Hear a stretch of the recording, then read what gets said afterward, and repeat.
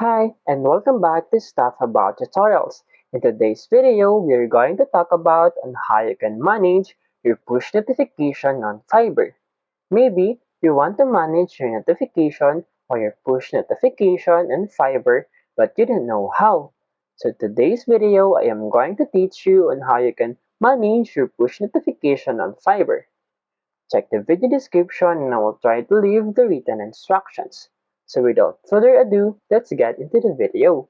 First you need to do is to open your Fiverr application. Once you open your Fiverr application, you will see these icons below. The home icon, the email icon, the search icon, the list icon, and the profile icon. In these videos, you have to tap on this profile icon. And then in here, you'll see your account and then below is the settings. You tap on these preferences and then you'll be directed into this page. And in here, you have to tap on this notification and choose the push notifications.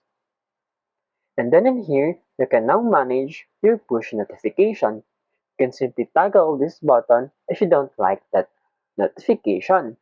For example, you have this order updates, rating reminders, order messages, inbox messages, buyer briefs, and many more.